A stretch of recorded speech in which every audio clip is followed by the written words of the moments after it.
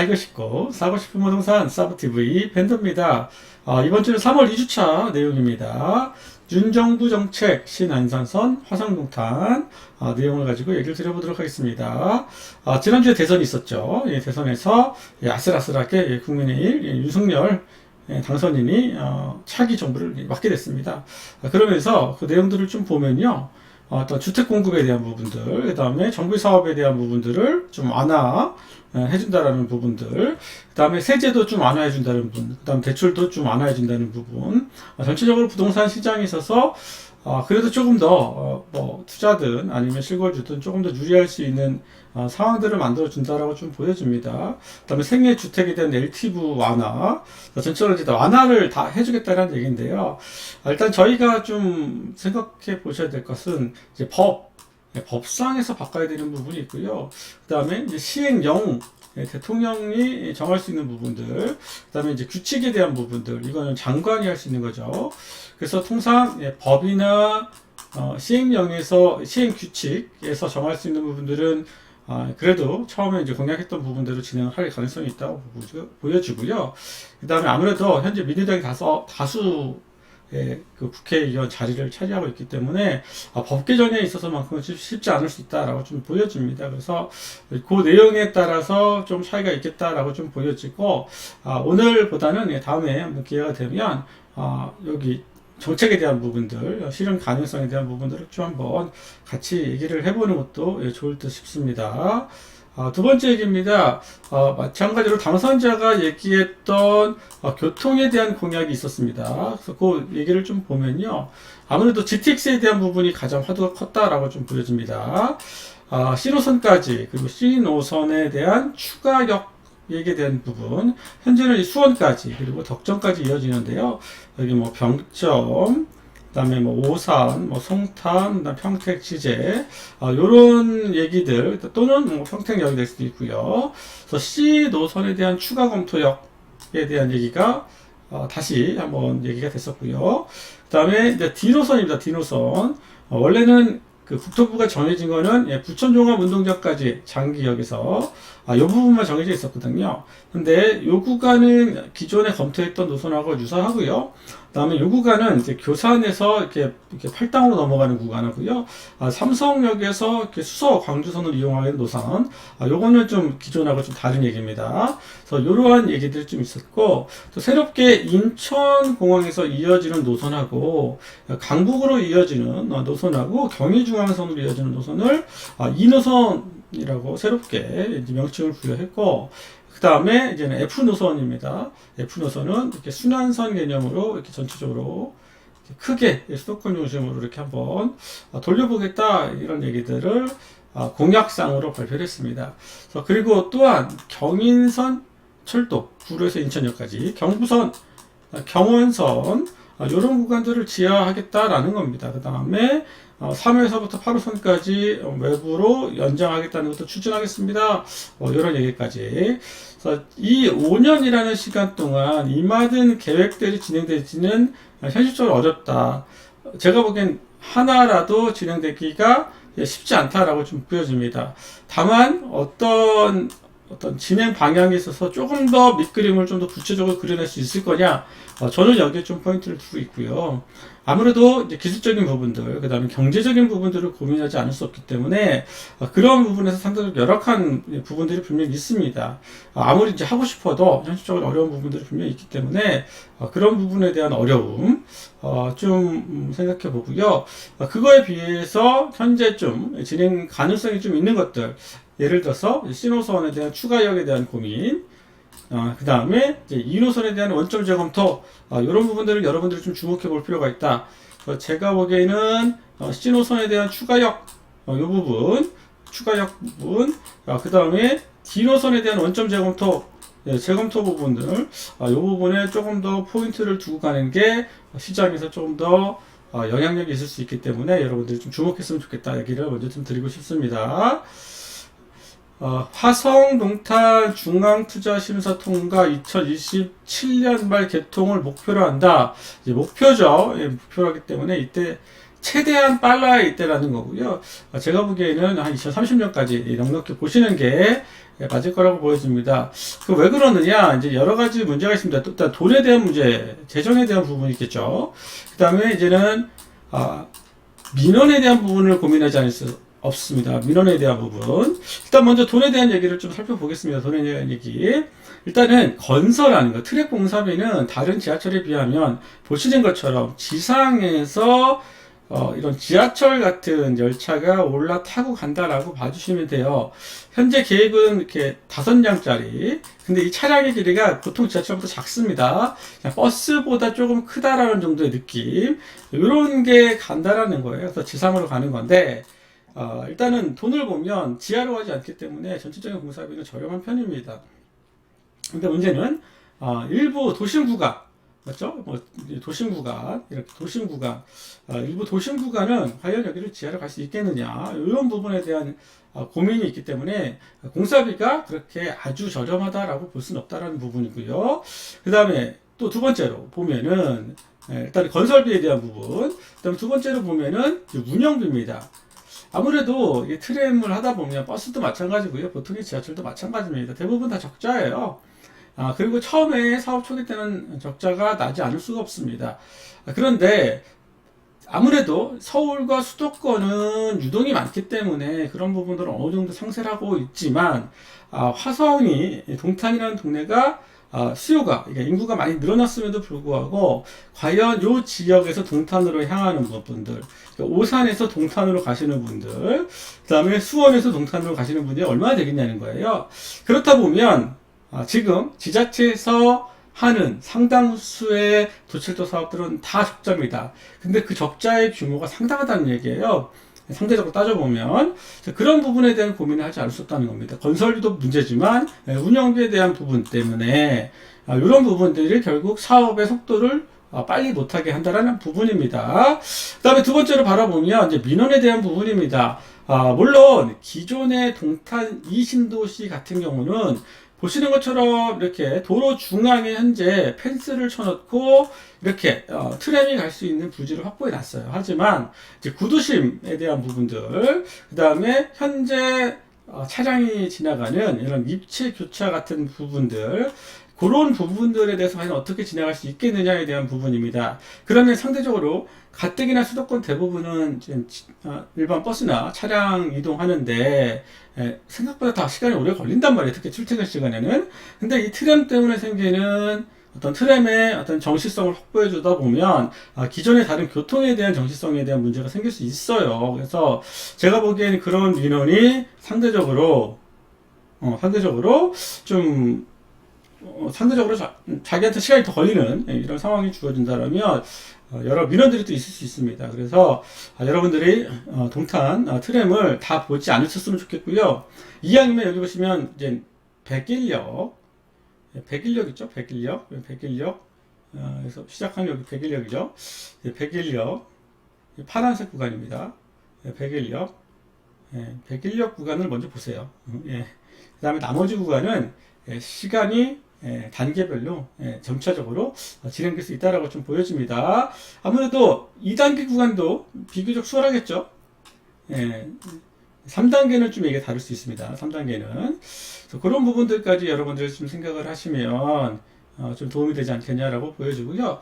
아마 차량 기준은 같이 쓰지 않겠냐. 그래서 단계별 검토를 좀 여러분들이 필요해 보이시고, 보통의 지하철이나 교통망은요, 그러니까 도심으로 향하는, 그러니까 서울로 향하는 그 반대편 축의 의존도가 더 높아집니다.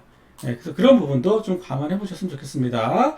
그래서 오산 주변에 있는 이런 부분들은 상대적으로 교통이 열악하기 때문에 아마 트램이 생긴다라고 한다면 이용해서 동탄역에서 GTX를 산다든지 그런 부분이 있을 수 있다라고 생각을 해주시면 조금 도움이 될 수 있다라고 보여지고요. 이제 인천입니다. 이제 뭐 신안산선 향남 연장 타당성 발표 누가 하냐가 중요하겠죠. 화성시가 사전 타당성을 검증하는 신안산선 향남 연장 운영을 검토해서 3월달 말에 나올 수 있다라는 얘기입니다. 아마 또 지방선거가 얼마 남지 않았어요. 그래서 이런 부분들이 조금 더 이제 부각을 시킬 수는 있습니다. 하지만 현실적인 부분, 어떤 부분이냐면 첫 번째, 첫 번째, 국가에서 하는 철도망과 그 다음에 민간 사업에서 하는 철도망은 좀 달리 보실 필요가 있습니다. 서로 믹싱하기가 쉽지 않아요.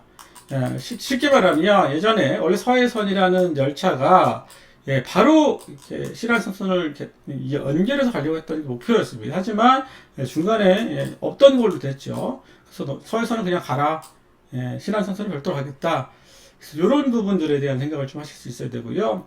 그러면 이것들을 통과해 줄 수 있는 부분들은 뭐 여기가 지금 포스코 뭐죠? 컨소시엄에서 이렇게 만든 자회사에서 운영을 할 건데 그 자회사가 이걸 못 하겠다라고 하면은 그냥 힘든 겁니다.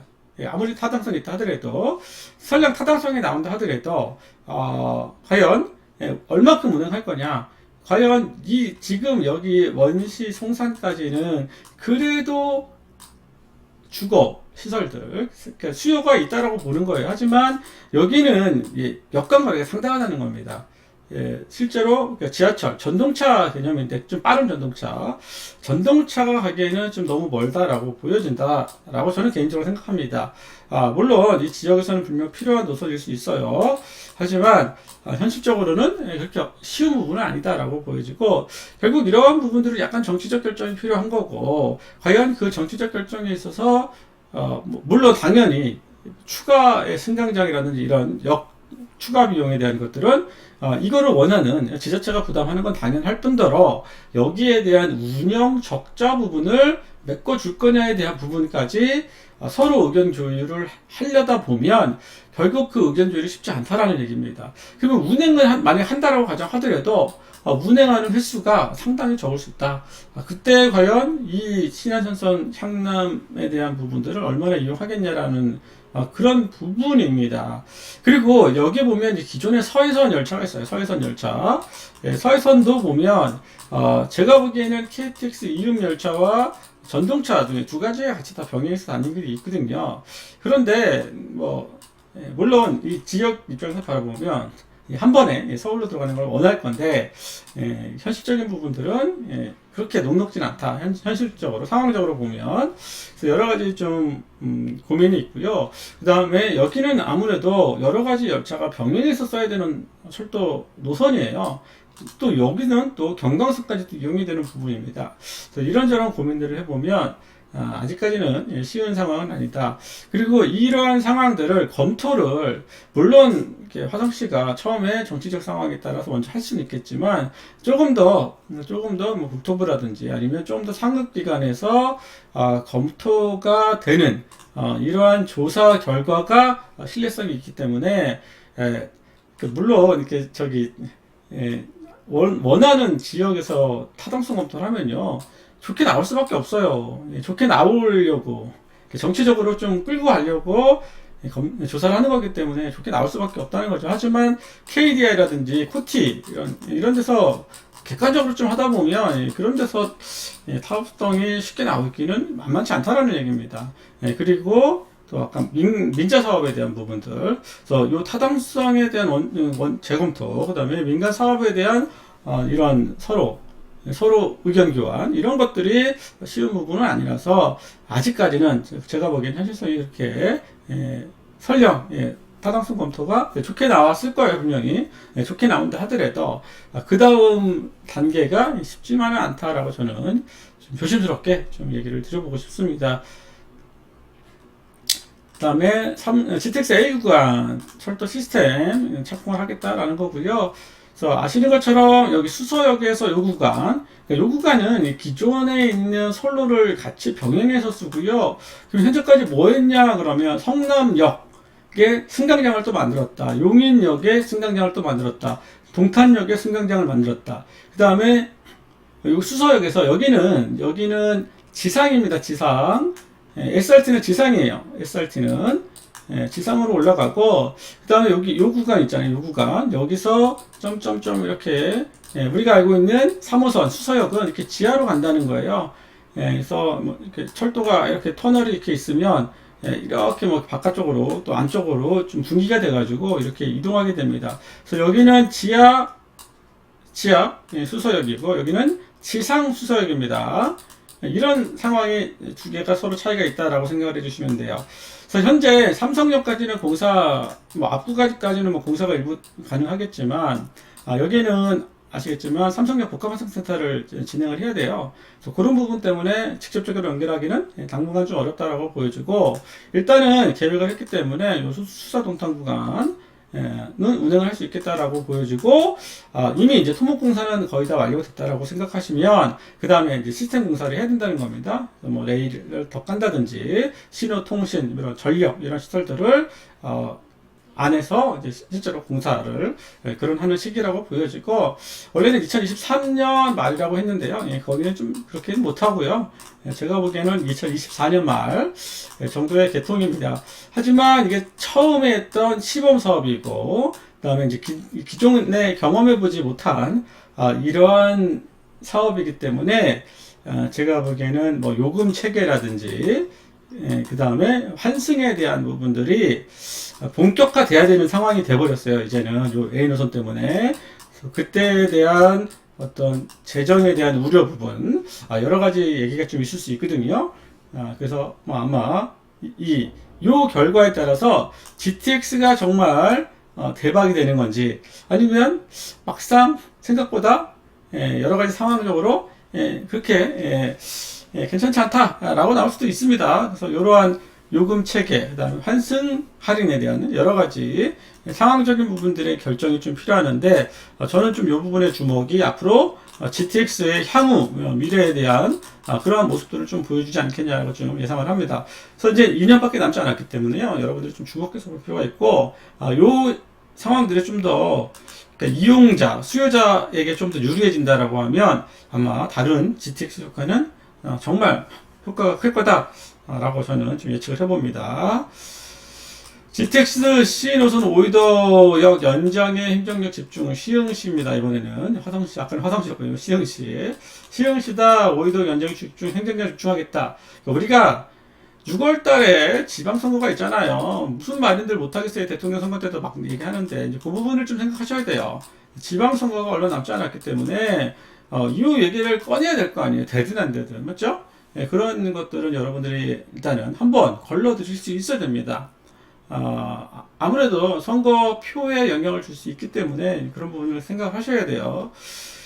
그런데 아무튼 신호선에 대한 부분들을 우리가 상록수역에서 결정이 된 거라고 보여지고, 보시는 것처럼 이렇게 여기가 한 대 앞입니다. 그 다음에 중앙역을 가서 나중에 이렇게 오이도까지 가야 되는 이런 상황이에요. 그러면 이게 오이도까지 가려고 했으면요, 이번에 상록수역 발표를 하면 안 됐어요.